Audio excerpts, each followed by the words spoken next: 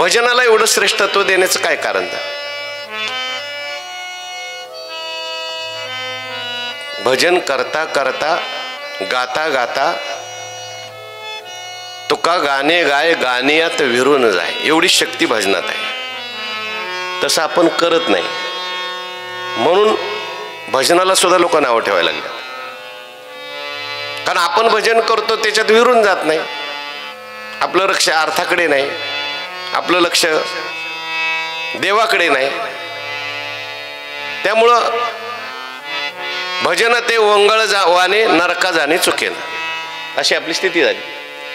आपलं भजन पैसा करता, आपलं भजन लोकांच्या करता, आपलं भजन दुसऱ्या करता झालं. त्यामुळं भजन सुद्धा आपल्याला नरकाकडे घेऊन चाललं.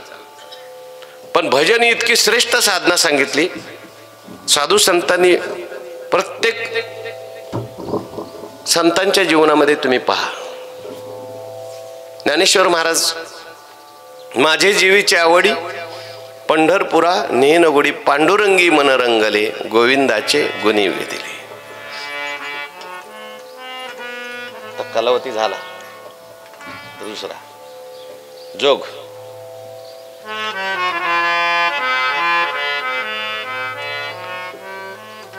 तुकाराम महाराजांनी भजनच केलं डोंगरावर जाऊन.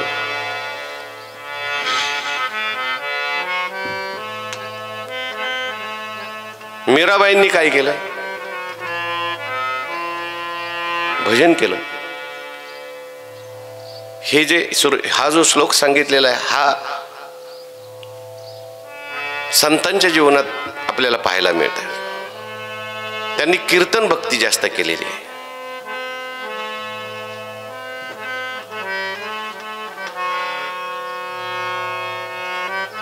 मीराबाई आपल्या मंदिरात, त्या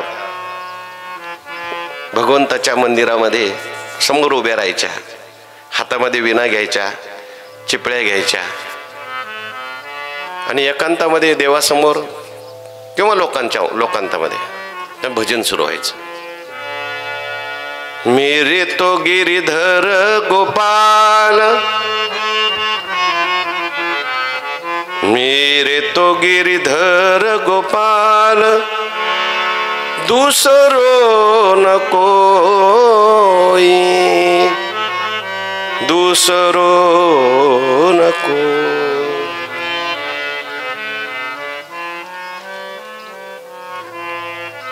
मेरो तो गिरिधर गोपाल, दूसरो न कोई. आखिए न जल सिंच सिंच, प्रेम बेल बोई. अब तो बेल फैल गई, अमृत वेल होय, अमृत फल होई असं म्हटलेलं आहे. मीराबाई म्हणतात की आखियन जल सिंच सिंच, प्रेम बेल बोई. डोळ्यातल्या आसुरनी त्या ठिकाणी या प्रेम नावाच्या वेलीला मी पाणी घातलं आणि आता ही वेल इतकी मोठी झालेली आहे की या वेलीला आता अमृत रूपी फळं यायला लागली. आणखीन एक भजन आहे, ते मला ग्रंथात नाही सापडलं, पण मीराबाईचं म्हणून म्हटलं जातं.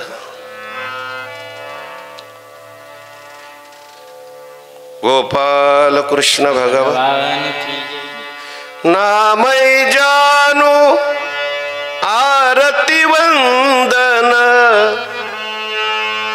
ना पूजा की रीत, एरी मैं तो प्रेम दीवानी, मेरो दर्द न जाने कोई.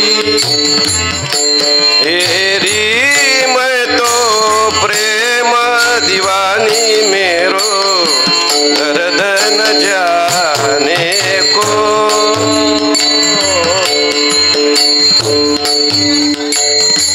प्रेम दीवानी मैं तो दर्द न जाने कोई.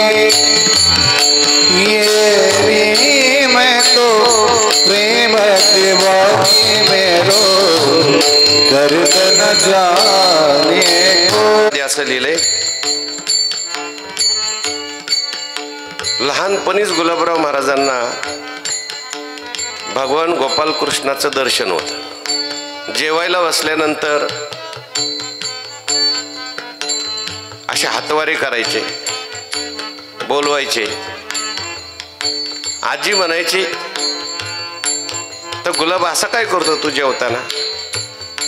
तर तेव्हा गुलाबराव महाराज असं म्हणायचे, तुला दिसत नाही का आजी, तो सावळ्या रंगाचा मुलगा आलेला आहे, तो मला बोलवतोय,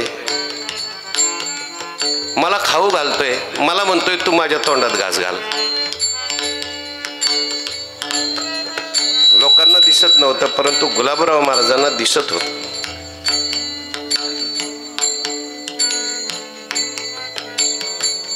पण त्याच्याकरता अगोदर जी स्थिती झाली देव भेटावा म्हणून, ती स्थिती मीराबाईंनी सांगितली.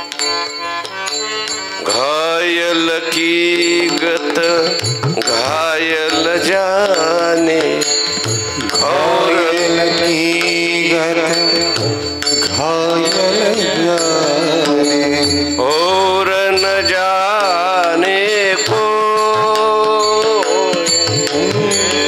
और न जाने को.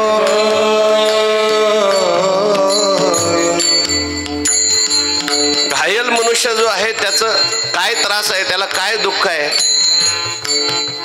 सामान्य माणसाला कळणार नाही. पुढे म्हटलंय जोहर की गत जोहर जाने. त्या राजस्थानी बाया त्या जोहर करायच्या, त्या अग्नीमध्ये उडी टाकायची. तिलाच माहिती तिची व्यथा. तसं मीराबाई म्हणतात, मला व्यथा लागलेली प्रेमाची, भगवान परमात्मा भेटत नाही म्हणून लागलेली तळमळ आहे. संतांनी जे गवळणीचे अभंग आहेत त्यात विरहिणी नावाचा एक प्रकार आहे, त्यात सगळे हे वर्णन आलेलं आहे.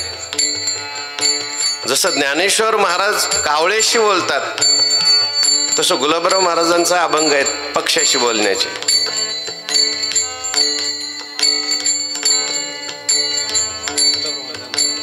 मग कधी तुमचा हे दुःख जाईल, कधी तुमचा हा रोग मिटेल?